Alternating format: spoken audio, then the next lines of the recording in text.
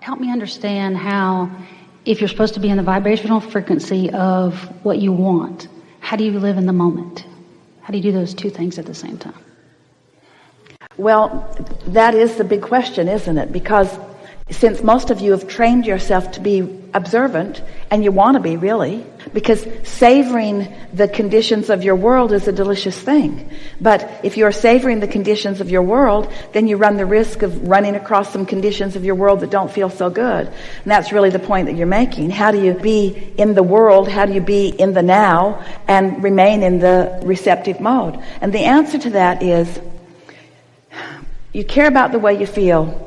You practice the vibration of being in the receptive mode when it's easy, until that is the vibrational frequency that is most natural to you. And that will cause the observation of your world to be more pleasant. In other words, the better it gets, the better it gets, the better it gets, the better it gets.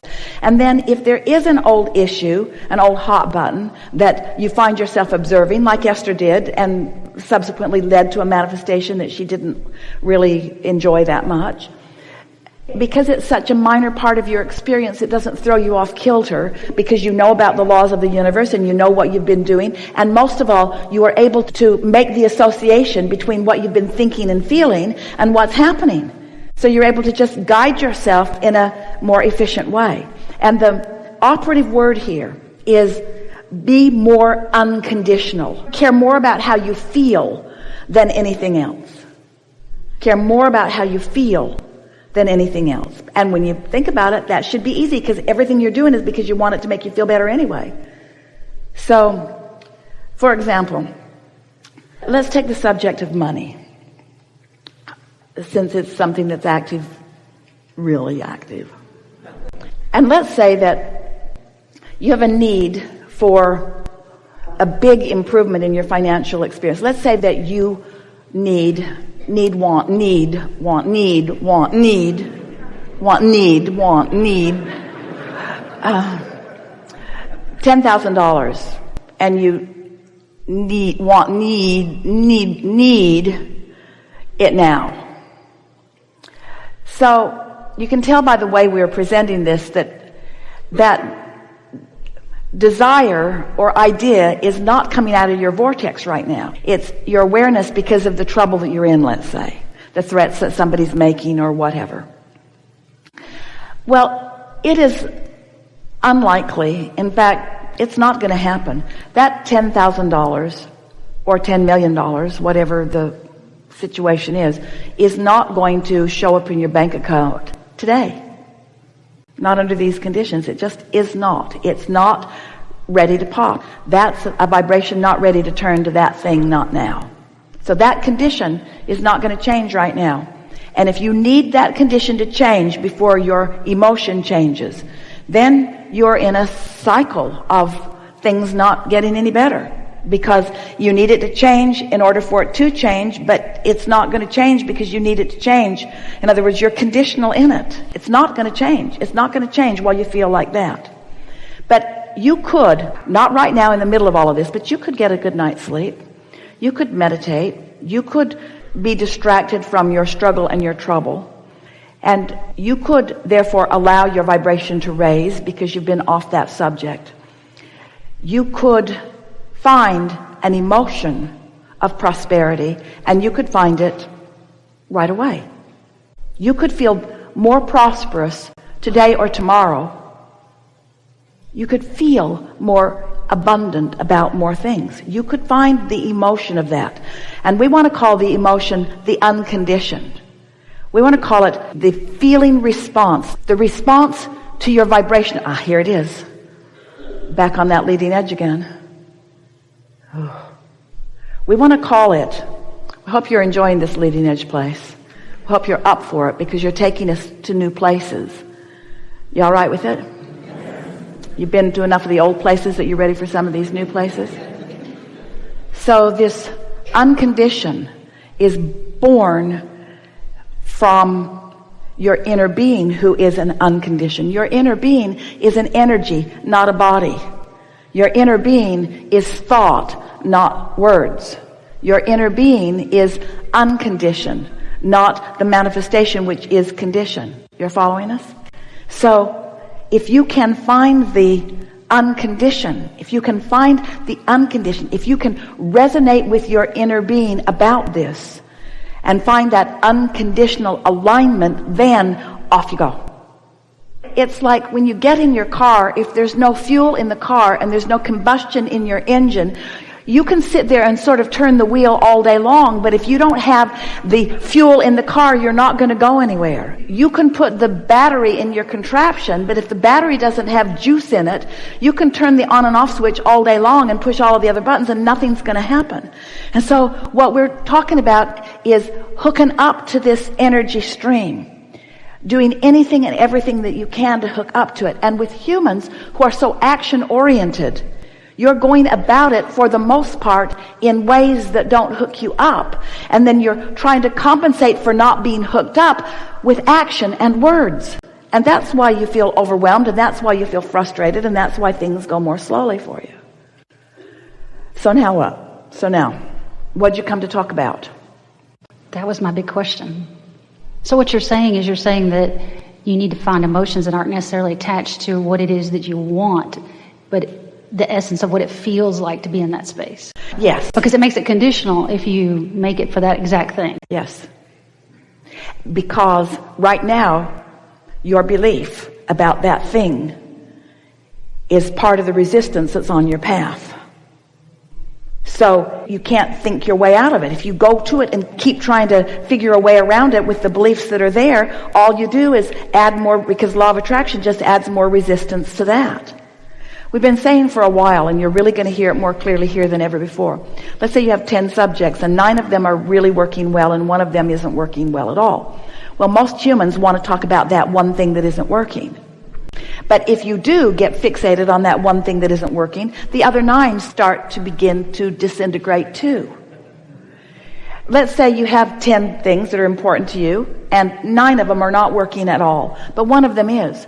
You could focus upon that one that is, distract yourself from the beliefs that are hindering, and because you're focused upon the one that is, and the distraction from the resistance is now happening, now those other 9 begin to come into place. Have you ever fallen in love? Doesn't life just get better?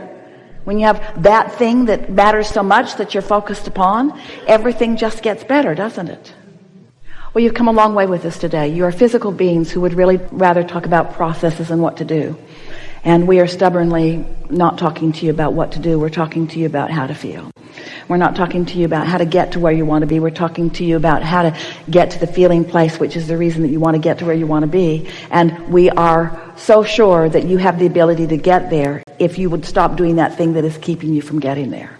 And so really the message that we're giving you here today, and we're giving it to you with more fervor than we have ever given it to any group ever, is that we are imploring you to get out there and be nicer to yourself. Be nicer to yourself. Look for more reasons to find pleasure, and stop trying so hard to prove your worthiness, which is, we love you so much, unprovable. You cannot prove your worthiness, because every time you try, you disconnect from everything that knows your worthiness. Every time you try to defend, you disconnect from everything that knows your value, you see. So, what was your question again? The question was about, if you need to be in a frequency of feeling what it feels like to have what you want, how do you stay in this moment? So now we want to say to you, you can't get out of this moment. You can't get out of this moment, but you've got a choice in this moment about the way you feel. So you just got to decide what thoughts feel the best and go there. And sometimes distraction is the best thought. Watch your children. They've got it down. You're trying to pin them down to something. I want to talk to you.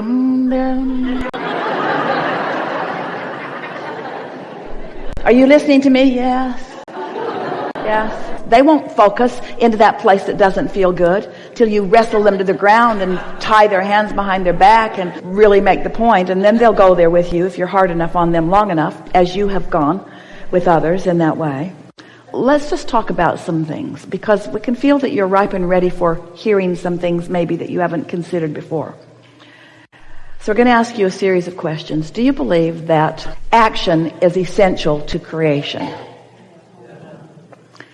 All right, so we're going to say to you, action isn't the first basis of creation, but it does often help you finish off a good creation in a more pleasing way. Because the more action that you offer in an arena of no resistance, the more fun you're having, the more involved you are. It's like the difference between being a spectator and being a participant, of listening to someone sing or singing, of listening to someone else's ideas and you having an idea, being a participant in your own life experience. So we're going to ask you some more questions. So, is action essential to creation? It is, isn't it? Let's make it even clearer. Is action essential to robust, delicious, tactile, see it, hear it, smell it, taste it, touch it creation? Yes. Emphatically, yes. What happens if you try to jump into action before you're in alignment? It doesn't work, does it? So it isn't whether action is good or not. It's when the action is best. Yes? So is action better when there's a strong need? Or is action better when there's a strong desire?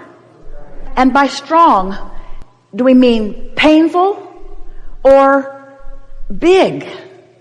Can you feel the difference between a desire that is life-giving and exhilarating and a desire that is... We said to someone one day, we wanted to get them to talk about what they wanted, and we listed a few things to try to prime the pump. And she said, I've already got that, I don't want that. I've already got that, I don't want that. And it was clear that she was associating desire with that feeling of not having.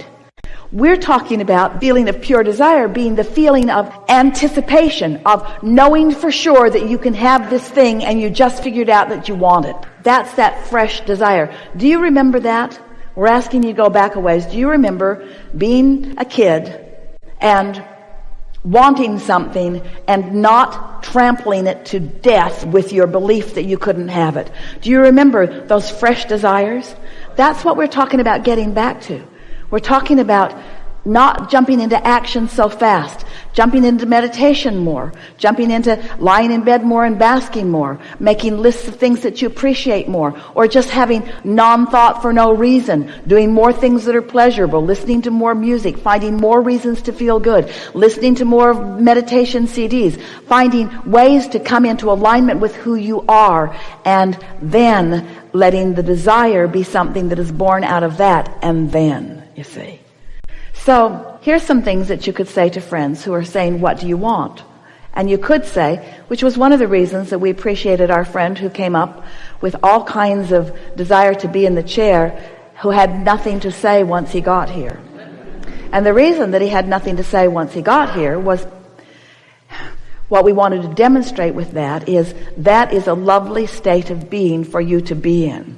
Because often when you've got an active desire, you are not in the receiving mode. It's like the question is a different vibration than the answer, and the problem is a different vibration than the solution. And sometimes when you continue to ask the question and ask the question and ask the question, or solve the problem or solve the problem or solve the problem or solve the problem, you hold yourself out of the receiving mode. And so then how does that feel? That's what we want to call your attention to. How does that feel? So if someone says to you, what do you want? And it might be somebody that you've expressed many things that you want, so they know that there are these things that you've been asking for, and they also know that you don't have them yet, and they're asking you, how's that coming? How's that coming? How's that coming? What would you think when someone says, what do you want, of giving them the answer, sort of like our friend gave us earlier? My mind's blank right now. What do you mean? I mean, I'm not in the receiving mode, so I can't really tell you exactly what I want right now. Well, don't your needs let you know what you want? Don't you need a different car, or don't you need more money? Yes, but the distinction you want to say to your friend that I'm making, I am in the process of differentiating need from desire. I'm differentiating need from desire. And what I'm in the process of doing is conjuring desire. I'm putting myself in the best possible position for desire to be born within me.